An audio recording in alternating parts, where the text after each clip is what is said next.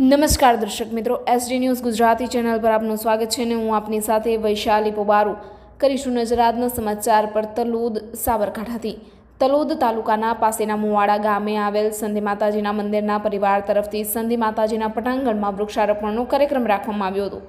Sabarmati police સ્ટેશનમાંથી વયમર્યાદાના લીધે નિવૃત્ત થયેલ assistant police sub inspector Shri Mohabbatsinh Prithvisinh Rathod અને સંધિ માતાજીના ભુવા શ્રી દેવુસિંહ પૃથ્વીસિંહ રાઠોડના પરિવાર તરફથી સંધિ માતાજીના મંદિરના પટાંગણમાં એક પેડ માં કે નામ સે એવી ભારતના લોકલાડીલા માનનીય વડાપ્રધાન શ્રી નરેન્દ્રભાઈ મોદી સાહેબની નેકને પરિપૂર્ણ કરવાના ધ્યેયને સિદ્ધ કરવા માટે આજરોજ રિટાયર્ડ પીએસઆઈ શ્રીના પરિવારના કુલ નાના મોટા 51 સભ્યોએ